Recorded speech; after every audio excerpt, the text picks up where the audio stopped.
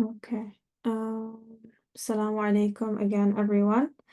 Welcome back to the 35th week of our study of the 29th word, which is on angels, immortality of spirit, and resurrection.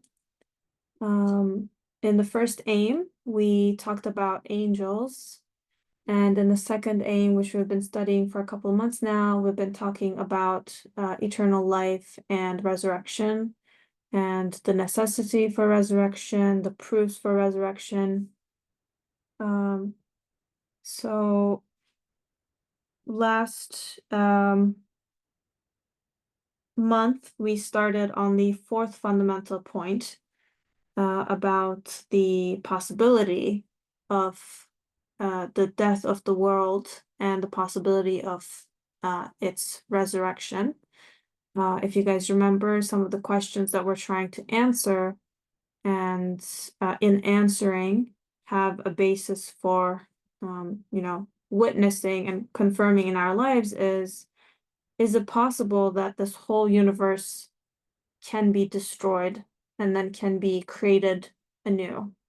Why? And is it necessary?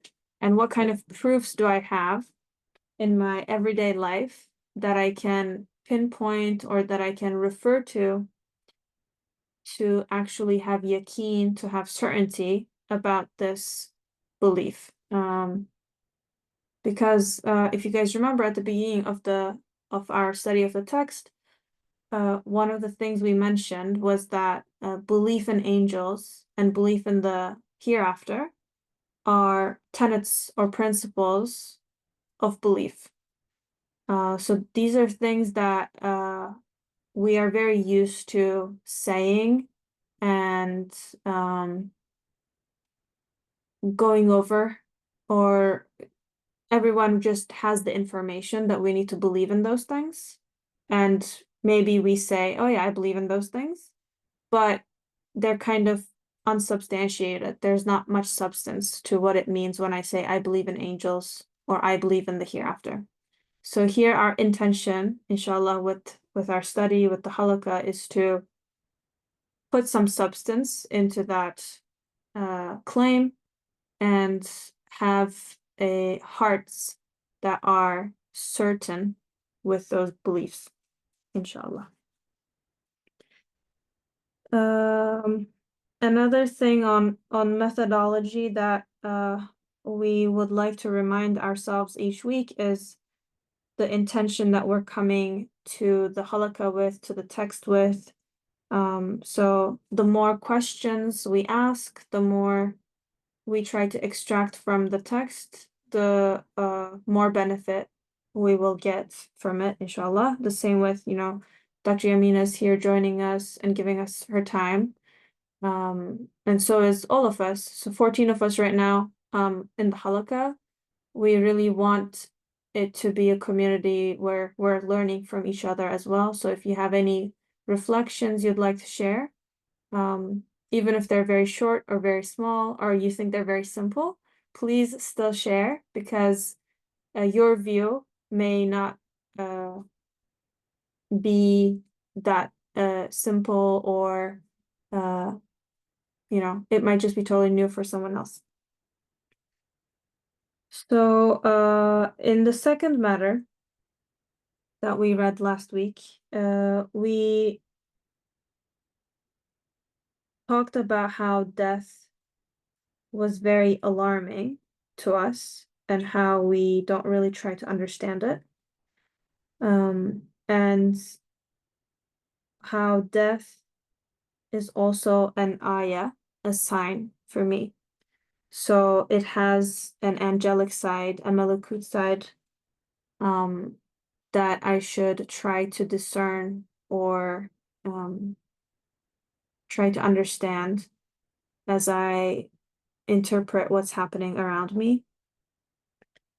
And it's through death that new things come about. So in the previous readings, we looked at how the seed dies for the shoot to come through. the matter of something has to die for the meaning to come through. Similarly, we'll have a sort of death for this world for a new life to come through. So the things that we experience, we witness in our lives are little proofs or points of reference for us to understand resurrection. And the last thing I'll say from last week is that we want eternity, which is another thing we talked about. We are craving this eternal happiness, eternal meaning, and our Creator is telling us that he will give us the things that we want eternally if we give time to the Quranic guidance. So I need to put in this effort and to make the Quranic guidance, the divine guidance, a priority for me to achieve or for me to actually attain the things that I'm craving that I can't really get anywhere else. So I'll stop there and I will open it up for any reflections from last week, or if you've done the reading for this week, any reflections or questions, and then we can start reading, inshallah. Assalamu alaikum. Thank you, Nurbanu. Can you hear me? Yes, alaikum salam. Okay, assalamu alaikum, everyone. Alhamdulillah, happy to be with you all. And I just wanted to also just highlight my take-homes from last week, which need constant reminders, which is why the Quran brings this to our attention repetitively, because like Dr. Yamina said last week, whatever is repeated in the Quran, it's because I desperately need it for my well-being here and now. And so in our minds, we know, we've been told, at least through religious knowledge, that there is nothing that exists, that is unfolding around us, within us, except by divine command. And through this 29th word, we are going through a very deep study of how the divine command is coming to be. That means what we're seeing, the be, via angels. All divine command is being executed, being, present tense, via angels. And when we're not in the presence of this angelic side, when we're not, how do we know? Okay, that means it's bringing you to a divine name. The angels are constantly, the Quran says, glorifying God. So if we're not seeing the qualities of God, if we're not seeing the miraculous aspects of what's happening, if we're not seeing power and ability being manifested through this lifeless matter of an arm that only moves through, for example, divine command, as is my eyes, as is my organs, as is this food that's being held together. And I was reflecting on that just now in my notes. Okay, so before I go to that, let me finish this point. When we're not in the presence of the divine, of this angelic side, then we are in darkness. There's no in between. Either you're in contact with the angelic side of the physical dense matter, or you're in darkness. And I just love the simplicity of that formula. We've been talking about it for 2 weeks, and the repetition is important. And then Imam Nursi rahimahullah said, and Dr. Yamina emphasized last week, everything is being held, everything that we are interacting with, including in our own being, is held in a subtle, hidden bond. There's nothing that is just there by itself. The apple so perfectly held together, the grape, the most delicate skin, and inside some sort of liquidy, different type of texture, held. You see, active language, it's being held together. The water droplet, my organs, my eyeballs, my hands, the universe, the ground, the trees, in a subtle bond. And so we are discovering how to bring this to the manifest through the subtlety, right? And he uses this language like it's subtle, it's elusive. We need to focus. We need to sit here, come together, think about it, digest it together, really like dig in together, and then take a week off to reflect on it. And Noor Banu was offering that perhaps midweek we can get together a smaller group or whoever would like and just have a check-in on the homework so that we are holding each other accountable for this, the doing part of it. And so here we are learning this very subtle, elusive balance of being of a body, living in this body, interacting with matter, while gaining this fluency, this literacy, this familiarity, this relationship that becomes more, we get more and more acquainted with it. We become more and more transparently engaging with it, the more that we do the heart work. And that's what Dr. Yamina was referring to with regards to the balance between the mulk and the malakut. The mulk is the matter, the malakut is the angelic aspect that makes the matter meaningful and operates through the matter to my consciousness for the only purpose of me getting to know the one who brought me here and being filled with awe and gratitude, and that is worship. So, Bismillah, thank you, Noor Banu, for the opportunity to recap that. Inshallah, we are wanting to develop this certainty in akhirah, yaqeen, that the Quran is constantly guiding us to by witnessing that everything is dying. And so I am excited about this text for today with the balance of everything, of the opposites, because it's certainly something that's very manifest and easy to connect to right now. So Bismillah to the reading.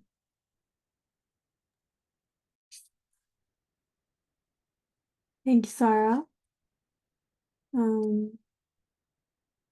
Anyone else has anything to say, or just raise your hand or write in the chat, and we will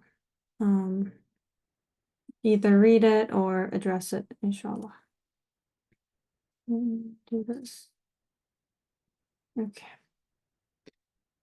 So, third matter, أعوذ بالله من الشيطان الرجيم بسم الله الرحمن الرحيم اللهم صل على سيدنا محمد وعلى آل سيدنا محمد. Third matter, it is possible for this world, which is bound to die, to be resurrected, given life again. For as we proved in the second fundamental point, there is no deficiency in divine power, and the reasons requiring such resurrection are extremely strong, and the matter is within the realm of possible. And if the possible matter has something extremely powerful necessitating it, and there is no deficiency in the power of the agent, it may be regarded not merely as possible, but as factual, i.e., certain. Okay, so if you guys remember in the beginning, there was this hypothetical conversation between two people, and they were looking at a great palace, and they were talking about whether it could be destroyed and rebuilt, and we had this story or this analogy as a way to guide our conversation through the idea of, or through how we should think about resurrection. So here, one thing that we want to think about is it possible for this world, this alam, to die and then to be given life again? So it seems that, sometimes the topics sound a little similar to each other, but when we go a little deeper into each section, I think, and we question ourselves and our presumptions, it makes a bit more sense why he is addressing each point separately. And remember, something that Dr. Yamina says is not denying is not believing. So we want to have active, conscious belief, certainty about resurrection. Because it's one of the core tenets of Iman. So we need to ask why that is first. And two, if it is so, how can I gain this certainty? So I'm not just saying, yeah, it's probably gonna happen, but I'm saying, no. It is as certain as my cat who's standing in front of me. My certainty about it has to be the same level.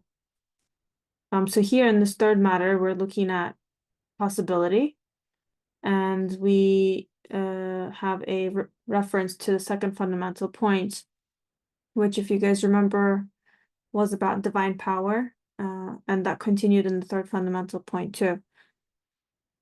So here the logic is like this. There is no deficiency in divine power. It's absolute, all-encompassing, and the reasons requiring such a resurrection are extremely strong. So some of the reasons that we can remember could be the fact that actual justice doesn't seem like it's served in this world. A lot of people who are oppressed don't get proper justice. A lot of people who are oppressors don't get punishment the way that they're supposed to. So there must be some sort of bigger absolute place where that justice can be exacted. And other reasons we looked at were the things that we require here. Most of our needs are met, air, food, etc. But those are such small needs. But our bigger needs, more important needs, are not met, like our need for eternity, our need for eternal happiness, right? So those were some of the reasons that we looked at for why there must be a life after death. And so here, let me just make this a little bit bigger. Okay.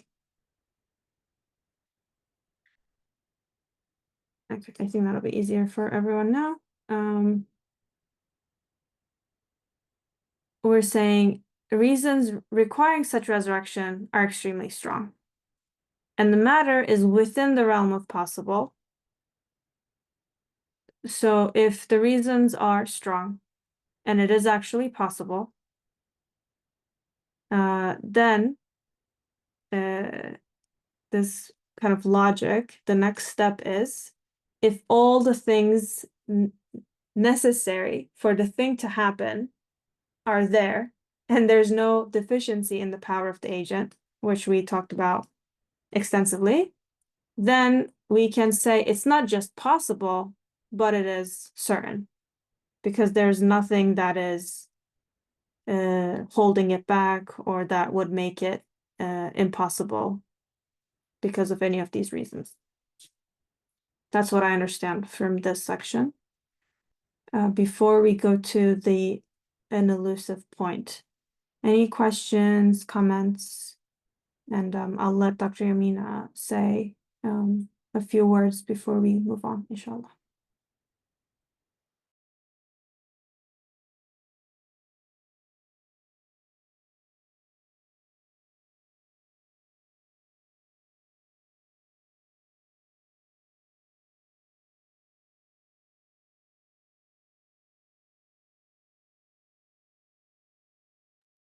Dr. Yamina, I think you're muted.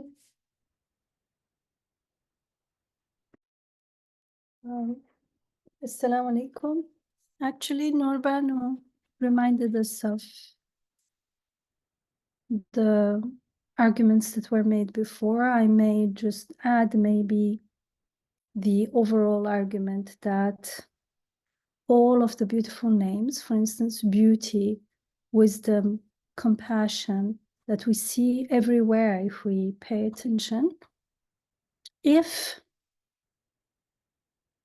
there is no akhirah, it means there is no lastingness. If everything is going to end, so everything, wisdom will be transformed into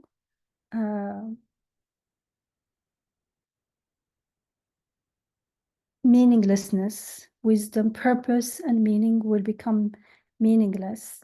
Order will become meaningless. Beauty, perfection, compassion, friendship, love will become just the opposite, will become ugly, will become painful, will become sources of, because we have that longing for, we've been created with the need for lastingness and with the need for true meaning and purpose only exist if there is no end, because if something ends, then that's not true, a true purpose, that's not a true meaning. And so that was also an argument that everything will transform into its opposite, and we have no, there's no evidence and no indication of that. All the indication that is of endless, all-encompassing beauty and perfection and compassion and order, especially when it comes to order and wisdom and very intricate,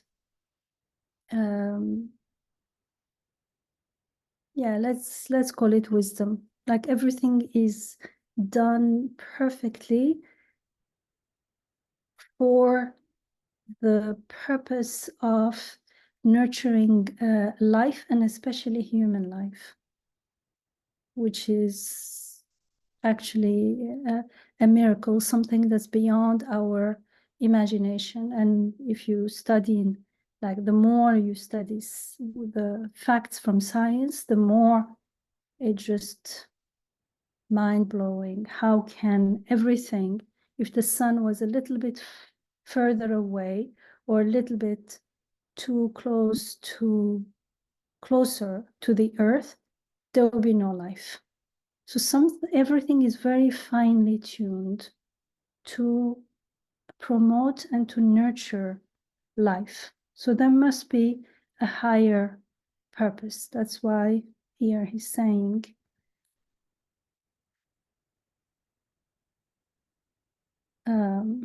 what was the argument? The things, what necessitates this, that the world will not die or will come to life, be brought to life again, is very powerful. And there is nothing that necessitates the opposite. And since divine power, the agent that is bringing everything, is all powerful, there is no deficiency in this power, then there is no reason to assume that it's not happening. It makes perfect sense.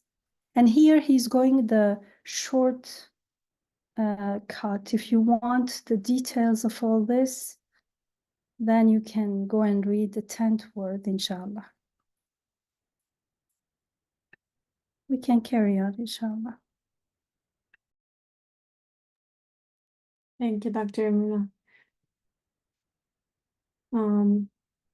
Yeah, the 10th word is great, and one of the cornerstones, I guess, of Imam Nursi's treatises. And I'm sure there are previous Receiving Nur studies of it. Maybe if not, we can do it at some point.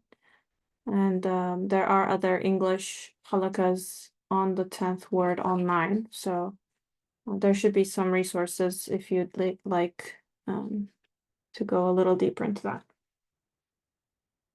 Okay, let's get into the elusive point, inshallah. An elusive point. If we look at the universe carefully, we will see that within it are two elements that have spread everywhere and become rooted: good and evil, beauty and ugliness, benefit and harm, perfection and defect, light and darkness, guidance and misguidance, light and fire, belief and unbelief, obedience and rebellion, and fear and love. Such opposites clash with one another in the universe with their traces and fruits or consequences. They're constantly manifested through change and transformation. Their wheels turn like the workshop of the crops of some other world. Certainly, those two elements have branches and results which are opposites, will continue into eternity or an eternal realm. And these two opposite sets of branches and results, will become intensified and separated from one another. Then they will be manifested in the form of paradise and hell. Since the enduring, permanent world will be made from this transient world, its fundamental elements will certainly go to eternity and permanence. Indeed, paradise and hell are the two fruits of the branch of the tree of creation, which stretches, inclines, and goes towards eternity or the eternal realm. Paradise and hell are the two results of the chain of the universe, the two storehouses of this flood of divine activity, the two pools of beings which flow in waves towards eternity, and the place of manifestation of divine favor and divine wrath. When the hand of divine power shakes up the universe with a violent motion, those two pools will fill up with the appropriate matters.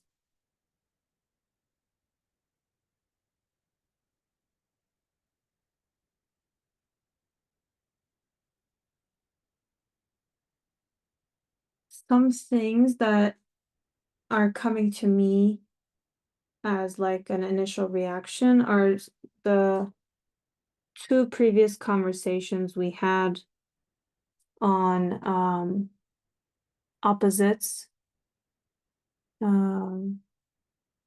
especially when we were talking about the immortality of spirit and the and the essence, or what kind of thing is a spirit when we were having that discussion. And later when we were talking about mulk versus melekut, and we had this, concept that in the mulk, or the world of mulk, opposites are mixed together, and it's the arena of opposites. I think he had used the word arena, if I'm remembering it correctly. But melekut, the inner world of things, the inner dimension, the part of creation that looks to meaning, that looks to the beautiful names, it was pure. It didn't have this mix. So here again, what I'm seeing is the way we experience the world as we are in it now is very much like this. We witness good and evil, beauty and ugliness, light and darkness, guidance and misguidance. And he's saying in this universe, these two elements are everywhere and they are rooted. They clash with one another with their traces and fruits or consequences. They're constantly manifested through change and transformation. Another requirement or future of this world. So there seems to be some sort of end point or some sort of requirement where everything will be placed where it belongs.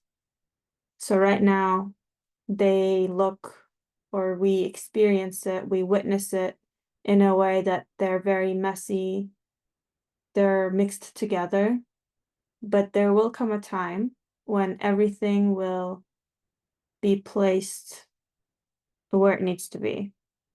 So here he says, those two elements, right? So this good and evil, sort of these opposites, they will continue into eternity, and they will become intensified and separated from one another. So some sort of filtration. And then they will be manifested in the form of paradise and hell. Another thing that this reminds me of is something that Imam Nursi says is within faith, within Iman, there is a feeling that is like a small piece of heaven that you experience in this world. So with that Iman, with that faith, you experience heaven in this world. And when you're in a state of disbelief or unbelief, or when you're in a state of disobedience or kufr, you're experiencing a small piece of hell. So what I'm understanding from this elusive matter is that both of these experiences are they have like a element of truth to them, and they need to, or they're like, I don't know, cornerstones. And in the newer creation, or in the eternal creation, they will be separated, and they will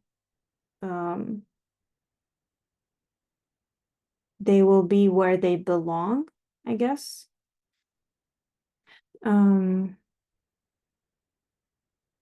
because here, right, so they will be manifested in the form of paradise and hell.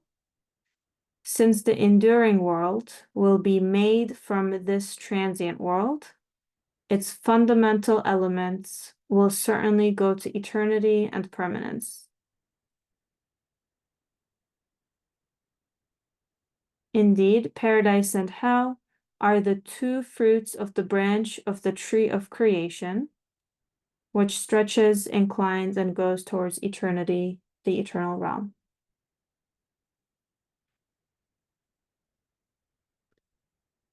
And paradise and hell are the place of manifestation of divine favor and divine wrath. So here again, we have this idea of everything being in the place where it belongs at the very end. Like ultimately, this is the trajectory that we're following. Yeah, so what do you guys think about that? Initial reactions, questions?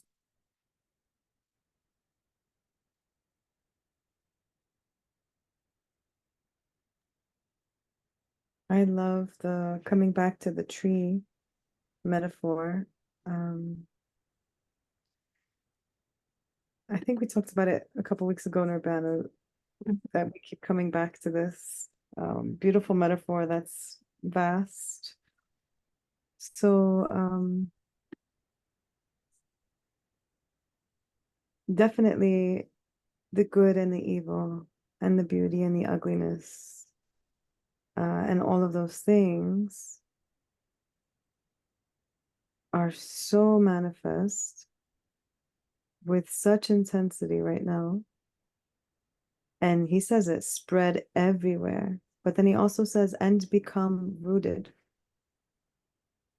So the spread everywhere is for me obvious, and then become rooted just makes me pause in the language.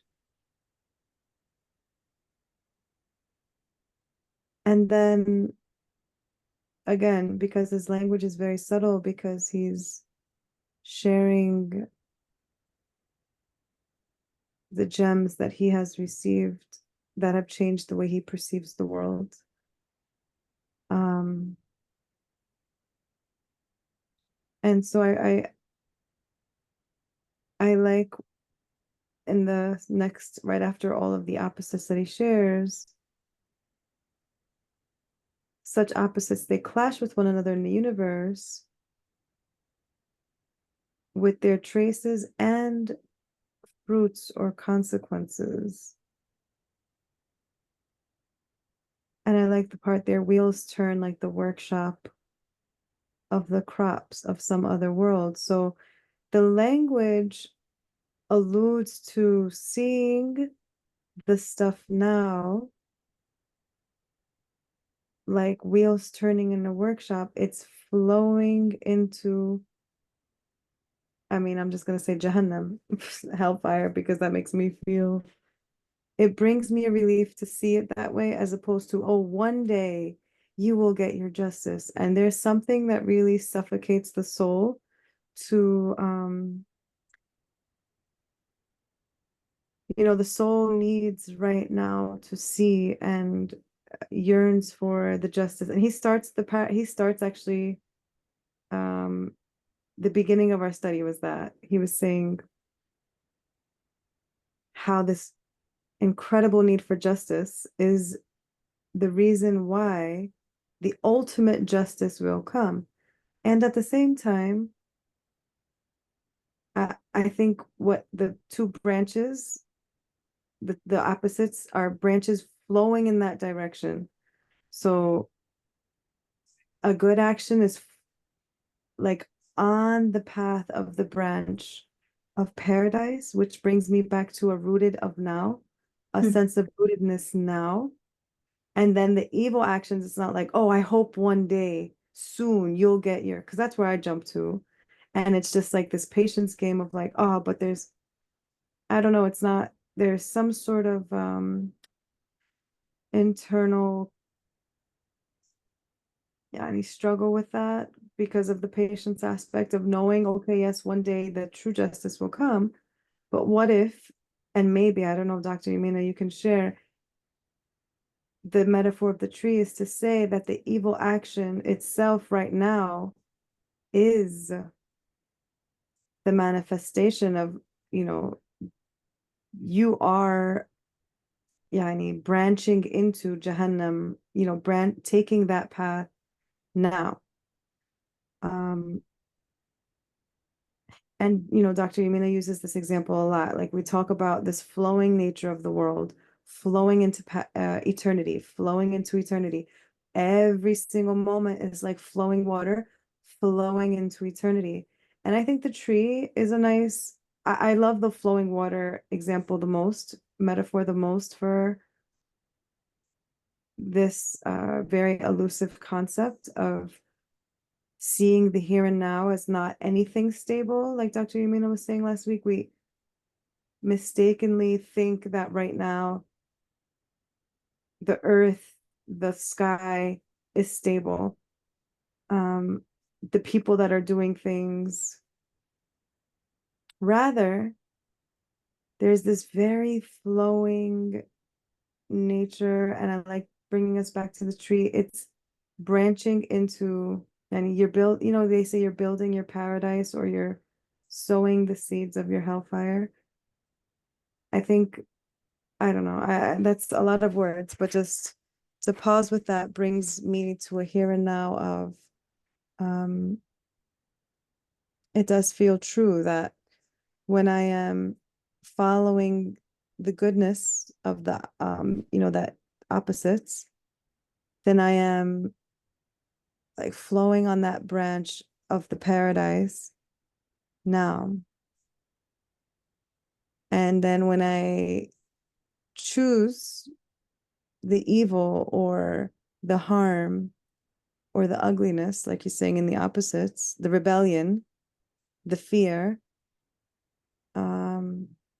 then yes, I also do feel the path of treading the path of hellfire right now as well.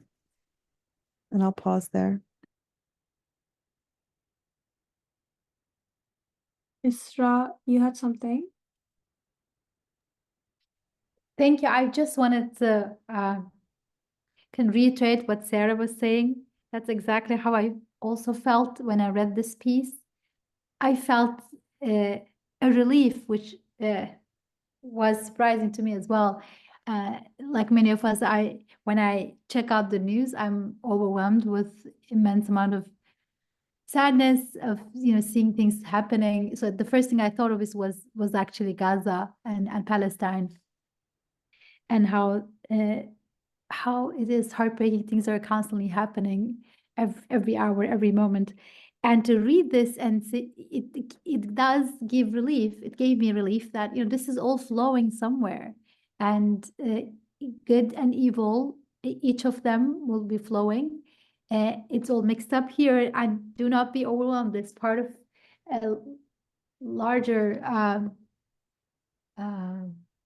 trajectory, and it does give immediate relief. I don't know how to explain it. And a verse that came to mind is something like, I was actually trying to find it here.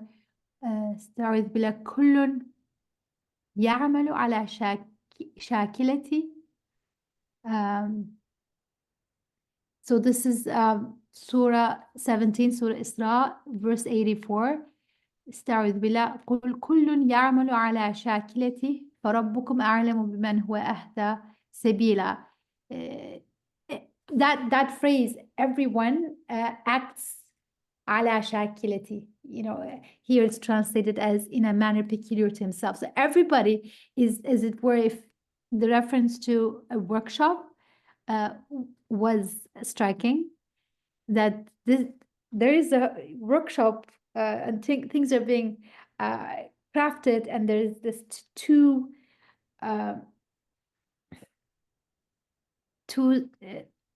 streams flowing. Yes, it's mixed up here, and we have degrees of good and bad in one person, perhaps not, but then there's also the intensified evil, intensified goodness reflecting as well. But this is all mixed, but everything is flowing.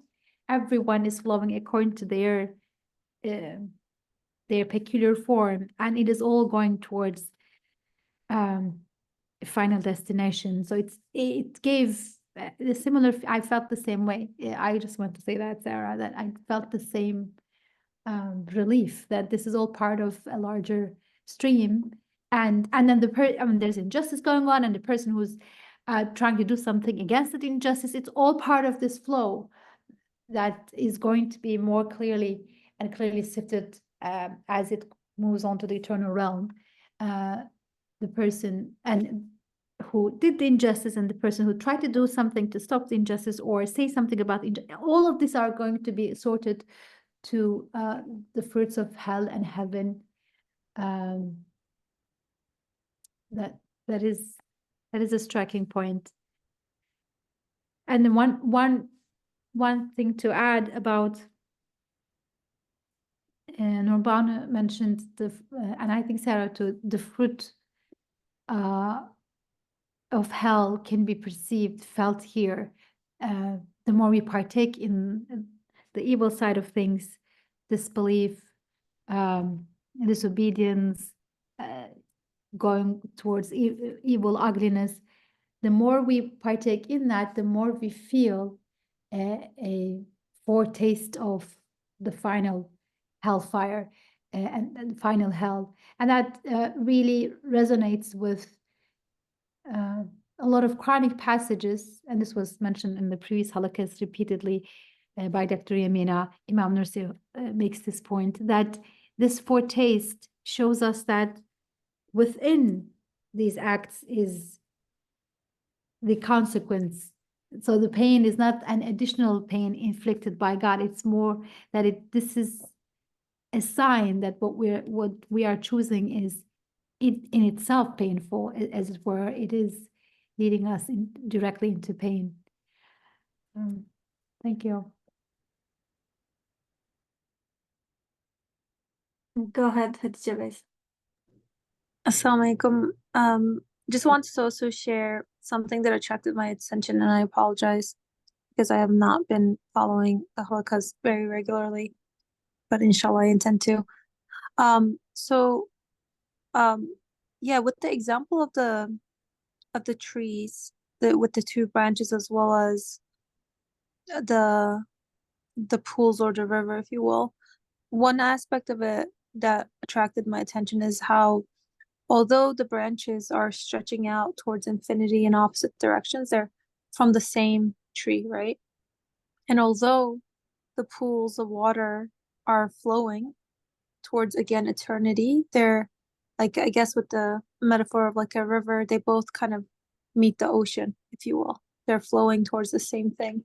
And what I'm extracting from that is that whatever it is that I'm experiencing, or whatever it is that I'm witnessing in existence or within my experiences, is coming from the same source and going to the same source. So in other words, what I might perceive as an experience that is not really preferable to me, I don't like it. Maybe someone utilize their free will incorrectly, or maybe there's some apparent harm that's coming my way, or on the other hand, if it's an experience that I'm enjoying, whatever the sort of experience it is, it tells me that it's all within his will and his control, and I don't need to worry about things, I don't know, like happening haphazardly, right? Even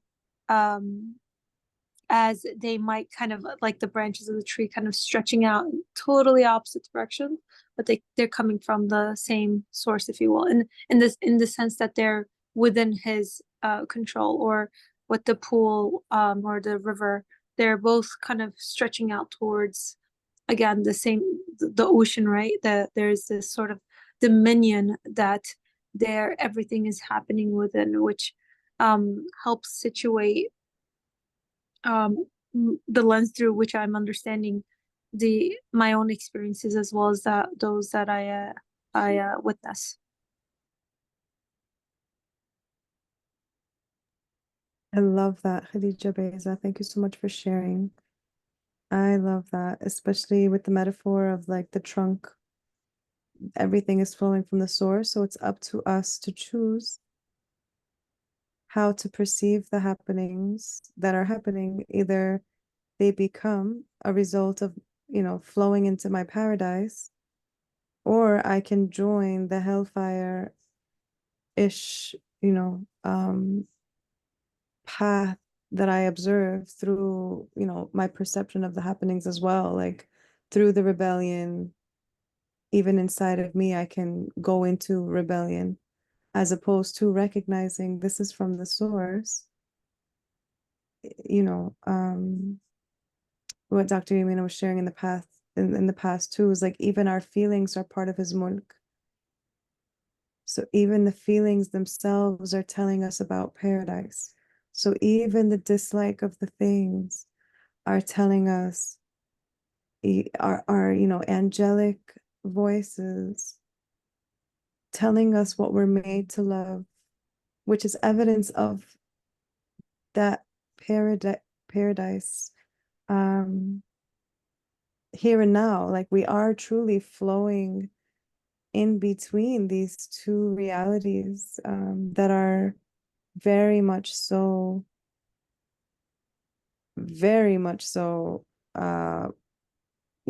at play here and now. So Jazakillah kulli khair. Please, we encourage everybody to share.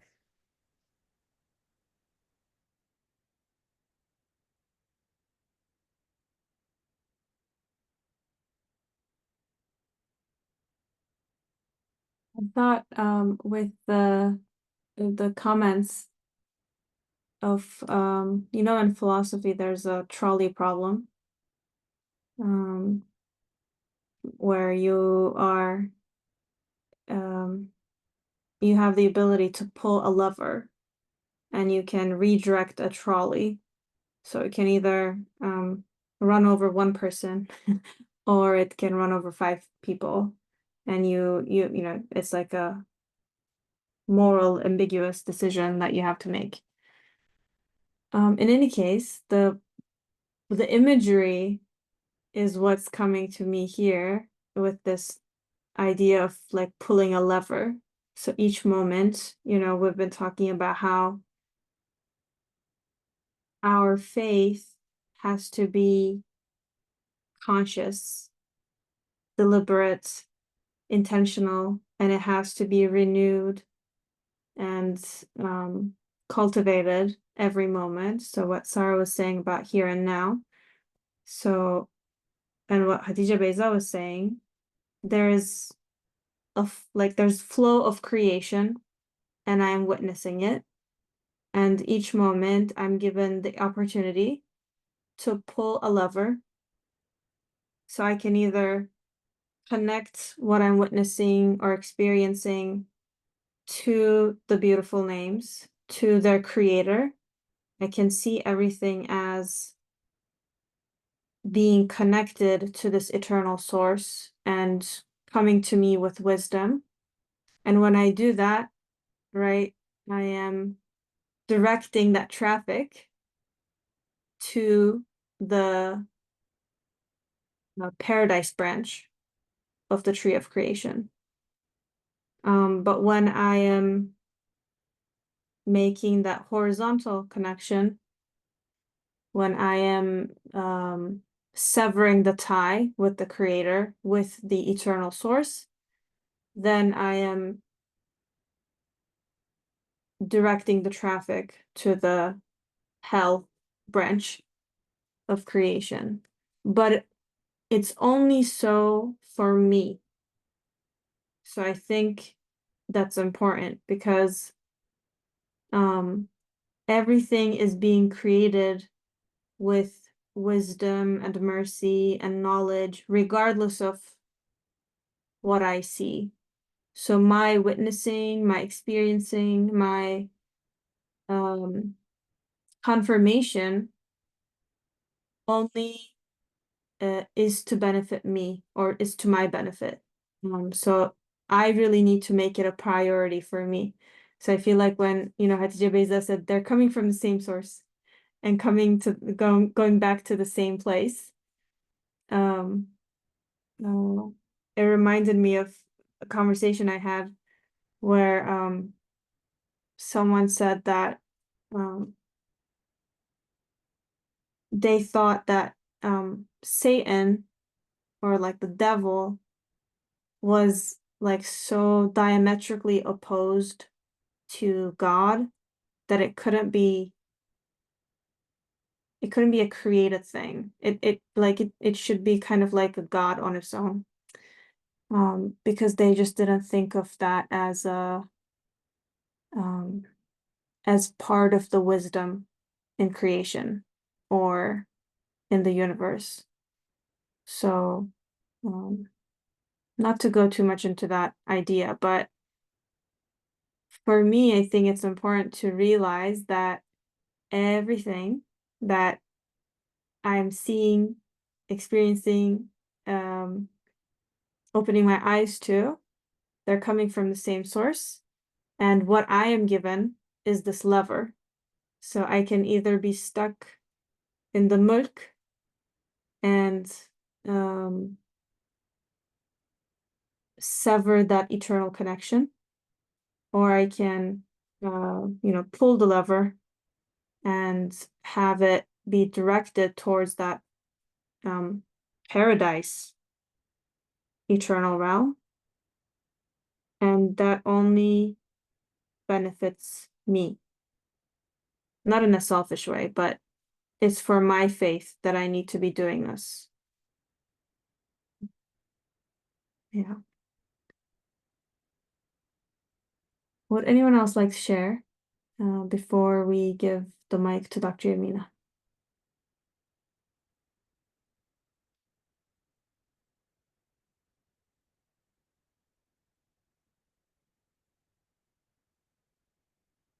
Yeah, Dr. Yamina, the floor is yours.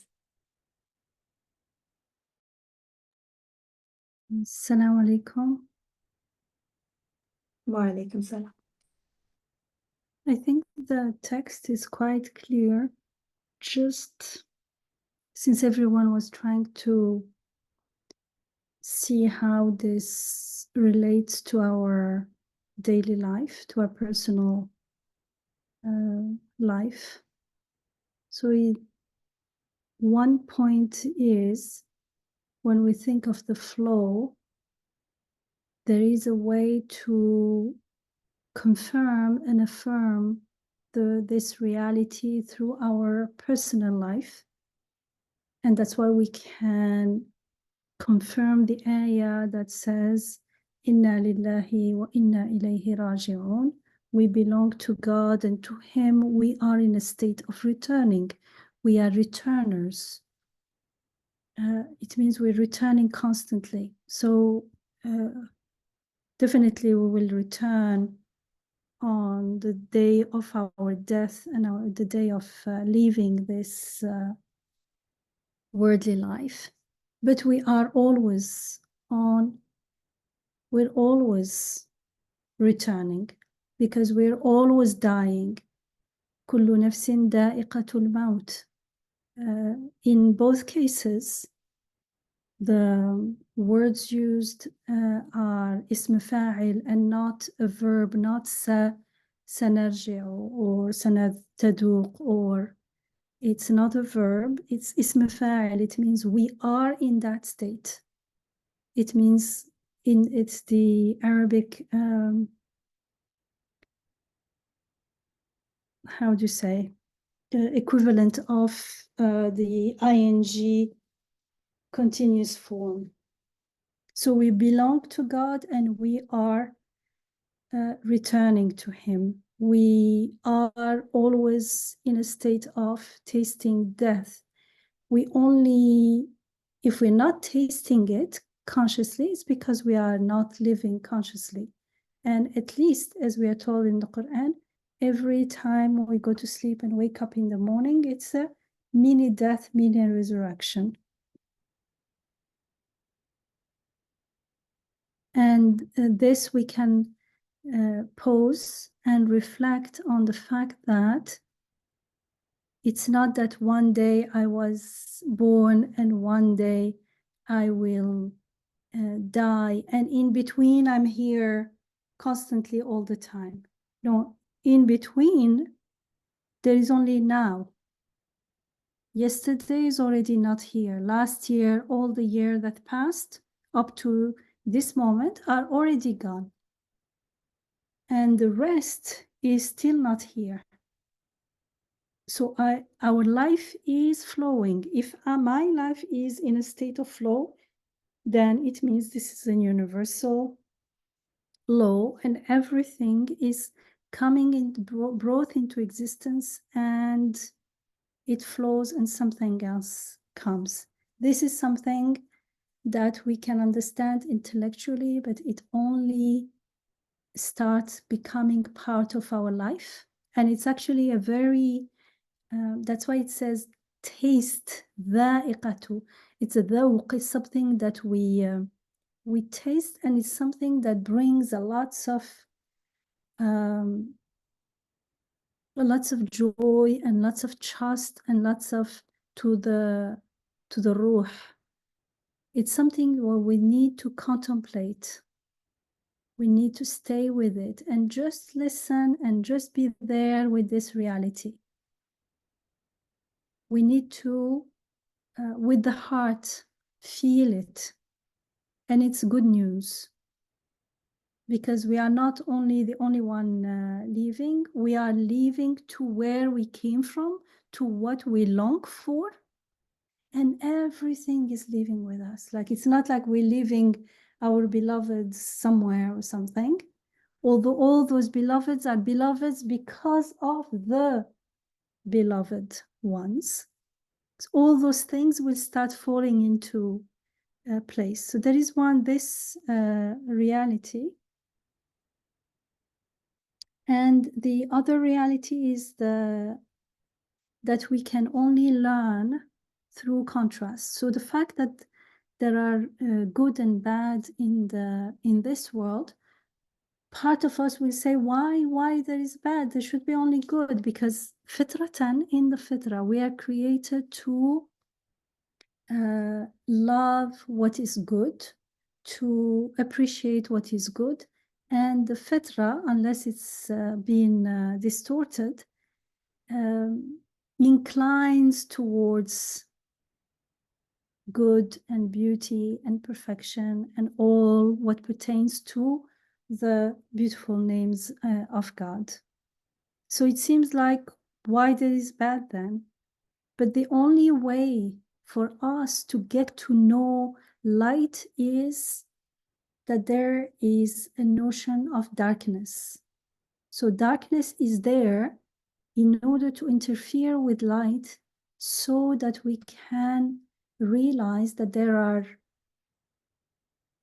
degrees of light. This is explained in the Risala in many different ways, in different parts of the Risala. And he talks about the الحقائق الحقيقية والحقائق النسبية, the constant real truths which pertains to the beautiful names of God, and the others are the relative truths that pertains to this worldly life. But they are there to show, for instance, light. We see degrees and degrees and degrees, endless degrees of light because of the existence of darkness.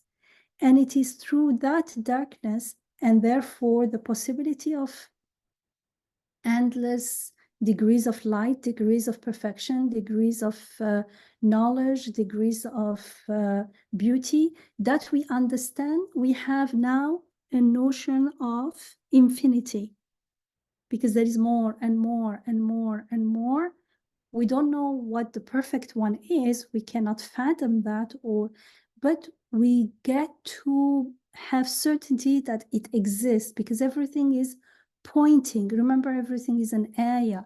It's indicating, pointing to it. And it's not something we understand intellectually. Intellectually, we understand the process. But what it is pointing to, that's where the heart and the soul need to just contemplate.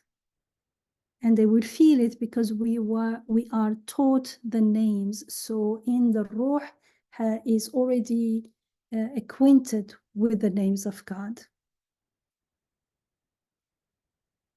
So that the good that we see when we see the myriads of kinds and degrees of goodness, that represents in a way, it looks to the main purpose of our creation. It looks to all the angels prostrating to Adam, to a human being. And the bad is, which is there for a purpose.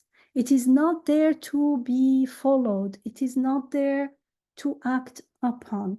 It is there in order to serve the purpose of goodness.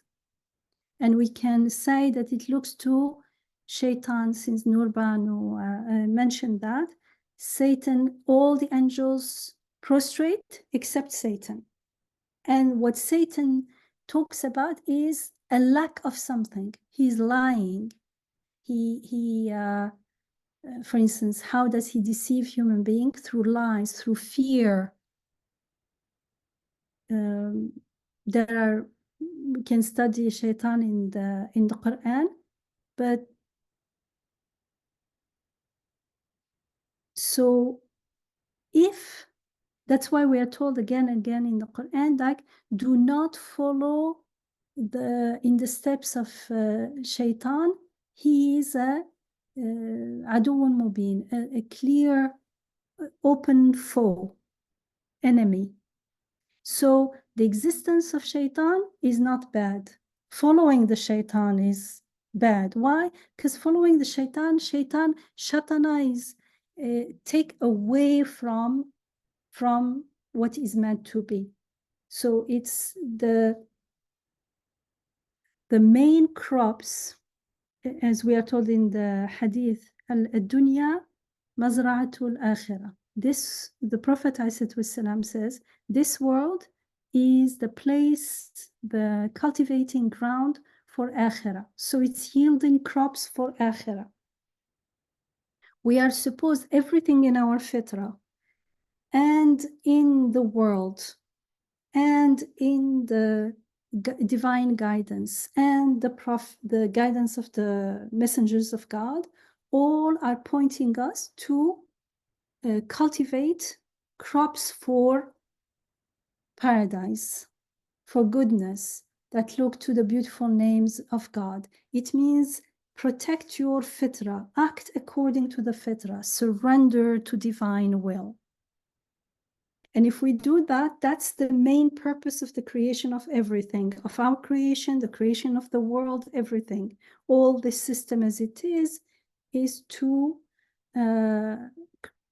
prepare us for paradise, and that's what we long for. And we know that through what Nur Banu was saying, which is also something that Imam Nursi explains, that when we act on our fitrah, when we follow the divine guidance, when we obey and surrender, we feel that joy, that happiness, that is the seed of paradise. And when we do the opposite, then we feel the seed of Jahannam, of hell. So he talks about the tree of Tuba, the tree of paradise, and the tree of hell. So if someone does not follow the fitrah, does not surrender, and there are degrees of not following the fitrah, it means following Satan, anything that deviates from the meant path, the straight path. It starts with fear, revolting, disbelief, and more than just disbelief, but oppression and evil deeds and more. So this deviation from the straight path has to be, what is the word he uses, to be separated, because in this world they are distinct, good and bad and distinct, but they work together in interaction with each other, for bad or for good. Mostly it is bad, meant for good, but if anyone can misuse it because we have free will. So that possibility is open. But since the main aim of the creation is paradise, is the divine, where the divine names will be manifested freely, then anything that is not of that needs to be separated. It's like you get the crops and you throw the weeds and all the unwanted or the rotten stuff. You don't want everything to rot together. So it makes perfect sense.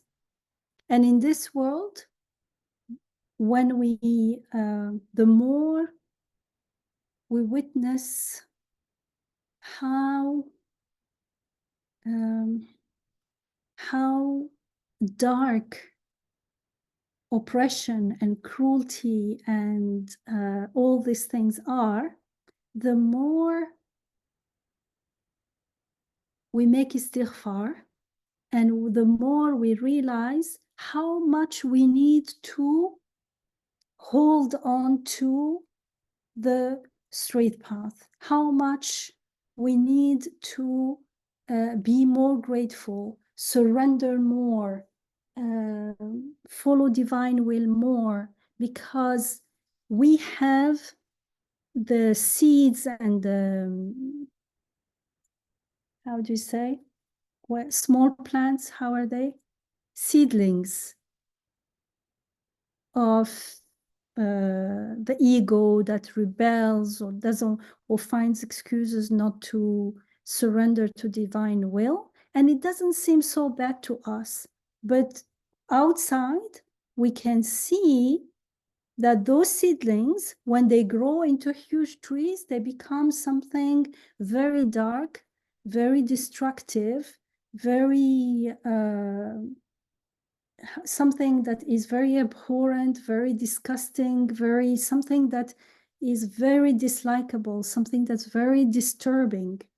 So we may not be able to do something out there, and even if we can, we also have to start with weeding all those, you know, all those weeds that are coming from not surrendering, not accepting divine will, making excuses for this or that, as if we know, like we say like, it's not a big deal. How do you know it's a big deal or no? If Allah said so, it is so. If he says you prostrate, you prostrate. That's it. We make tafakkur, and we contemplate and we reflect and we think when it comes to the reality of everything. When it comes to the Sharia, you do this, we don't know there, we do it. And only after we do it, if we do it with sincerity, we will find, we will be, we don't find, we will be blessed with the wisdom and the healing within anything that we are told in the Quran. If it says do that, keep away from that, like fasting. Of course, there are degrees of fasting, but even the most, the first level of fasting, just not eating, not drinking, if you do it with that intention, you will find much goodness in it. And the more we follow the divine will, the more we'll find that, yes, there is a lots of goodness. I mean, if we had never seen a seed grow into a flower, into plants, into trees or something, we would never know rationally there is no relationship between the seed and the tree. It's only because they've been put together and we've been observing them together again and again that we can connect them. It's the same with someone lifting weight. Actually, rationally, through common sense, it may seem that, oh, the heavier the weight is, the person will get weak because he's like using all his strength. But it doesn't work that way. The more you work out, the more that person their muscles become stronger. The more you use your memory, the better your memory is. And it seems like, I remember as kids, we used to have to memorize a lots of things, especially in poetry, French and Arabic, and at least weekly, if not daily. And I remember kids saying, oh, my head is going to explode with all these things.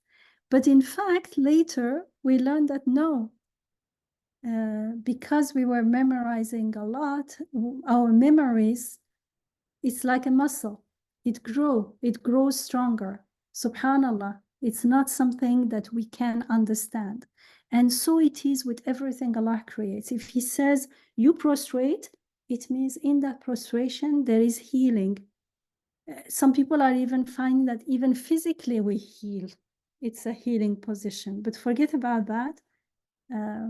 Emotionally, spiritually, feeling in the presence of God, being linked to the Malakut, preparing us to be ready to feel the Malakuti side of things, which is the mulk is only the tip of the iceberg, which is actually who we are, what the world is about. All those things are preparing us.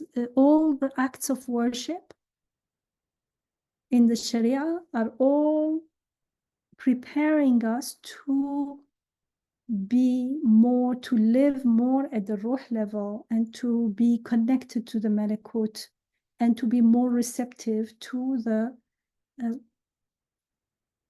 message of the Quran through the Quran and through the creation.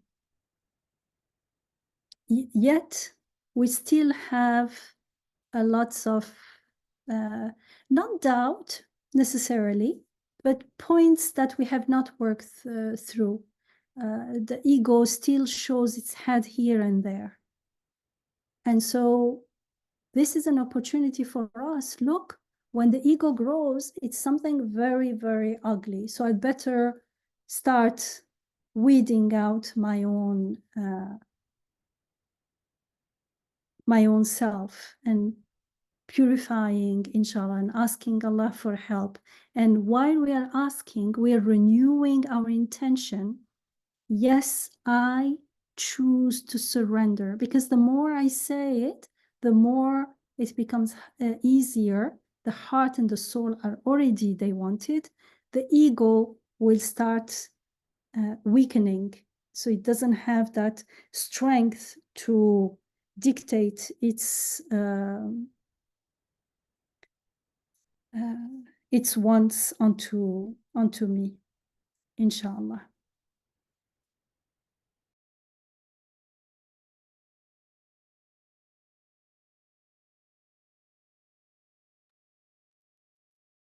Thank you, Dr. Amina.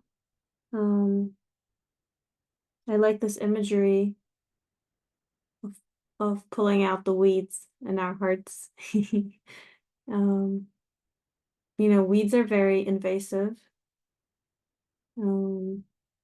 and they stop the growth of better plants. So it's a really fitting metaphor, I think.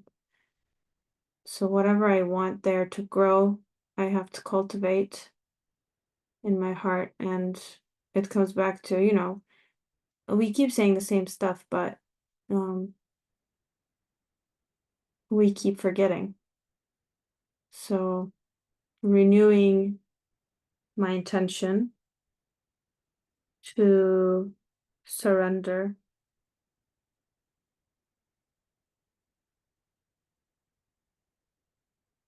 and to read the creation to see the beautiful names. Inshallah.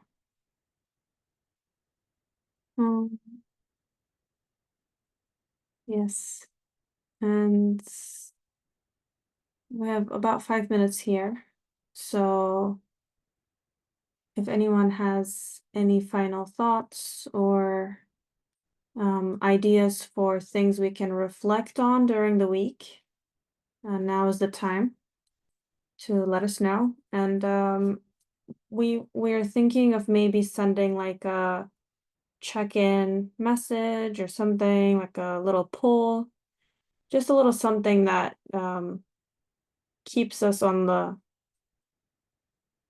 right state of mind throughout the week. So if you want to be in the WhatsApp group, shoot us a message and we'll add you, inshallah.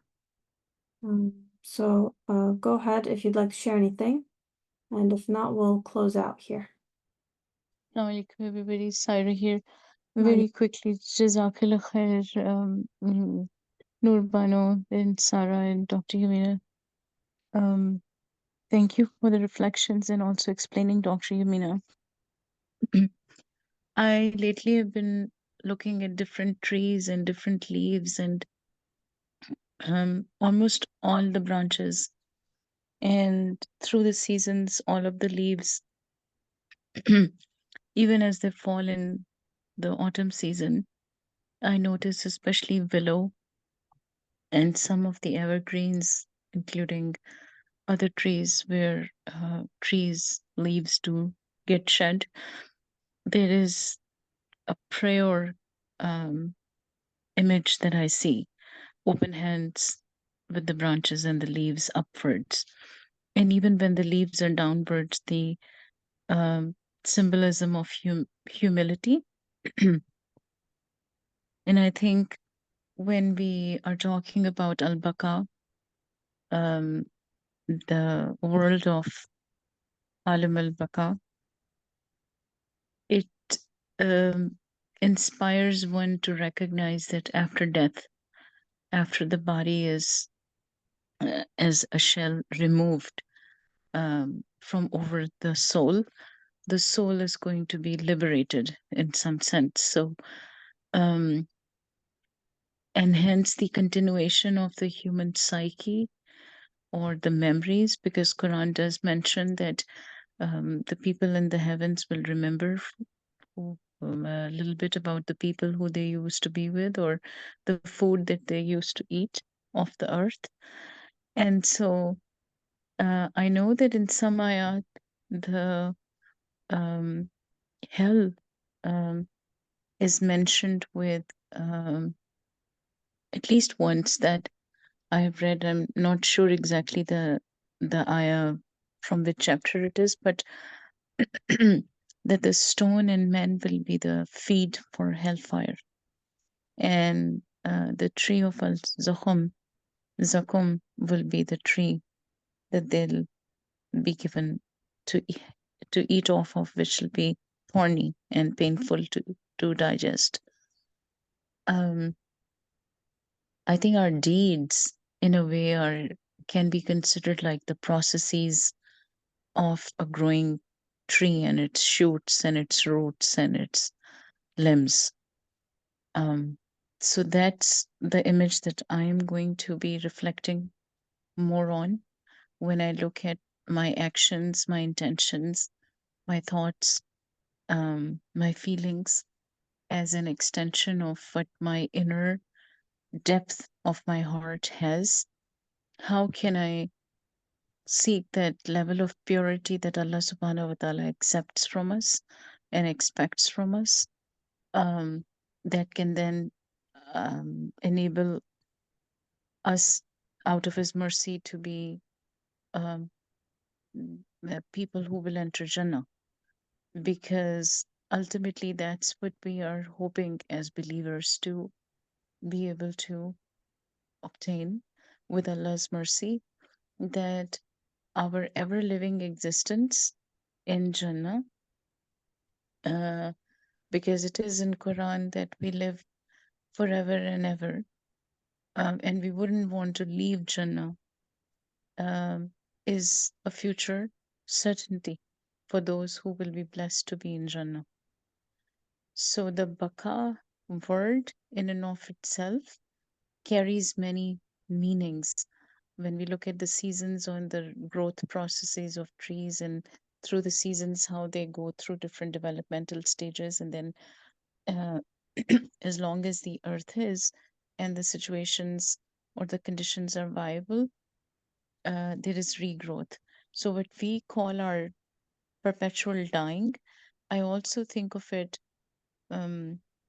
if we are well, spiritually well, that it's also a continued evolution towards maturity. So these processes might seem counterintuitive, but they are they are contingent. They are happening simultaneously also, because as we grow and we change and hopefully become more spiritually mature, being able to clearly see that there is an eternity to look towards, and to look towards a good end in that eternity, is going to be the focus of our existence, which is then again translating to higher aims of perfected ibadah and um, a good treatment of others, and day-to-day dealings, and being mindful of earth and its resources, and respecting and being grateful to Allah subhanahu wa ta'ala, because all of these ideas that Allah ta'ala has taught us in Quran, they are reflected in the qualities or attributes of the people of Jannah. So the carrier, so to speak, is our ability to fully comprehend that the rest of the tape has to be played. The rest of the sequence or consequences have to be mindfully understood, so that we can appreciate eternity the way a believer should. And Jazakallah khair. Assalamu alaikum. Sure. I just wanted to quickly add that one thing I'm taking as a homework is what Dr. Yamin has said about pausing and reflecting about Inna lillahi wa inna ilayhi raji'un. And she surprised me with saying that we're constantly tasting death, and that's actually beautiful, because, and then she explained. So I hope I can stay with that, pausing and reflecting, that I am constantly tasting death and constantly being resurrected, and returning to she said, the beloved, the source of all beloveds. I'm constantly being returned to. I still have some questions about relative truths and real truths, but maybe we'll talk about that next time. And I like the emphasis, the reminder that Satan is not the enemy of the Creator, not at all. The Creator created Satan for a purpose, for wisdom. But Satan is the enemy of human being, of Adam, of human being, of me. And how do I resist Satan? I like that homework as well, to practice and continue to surrender to divine will, inshallah.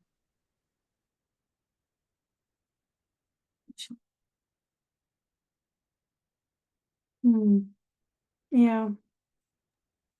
Assalamu alaikum. And as a tonight's homework, I will take away also. I just would like to share, just in my basic level, not something very intricate, but I'll try to look into the clues since we're talking about baka, like something we don't like and something is transient. We have feelings of disliking. So I will try to find the clues in the week, inshallah. So I will say, oh, the Ruh wants the baka and paradise. So this is dunya. We have to make sabr and try to focus for the hereafter, inshallah. I love that. Lots of homework this week. So if you guys could, anytime you're having a reflection, just take a few minutes and share with us in the group so that the rest of us can take a moment to reflect as well, inshallah. That'll be nice. So let's stop here. I'll do the prayer. سبحانك لا علم لنا إلا ما علمتنا إنك أنت العليم الحكيم وآخر دعواهم أن الحمد لله رب العالمين الفاتحة على رسولنا صلوات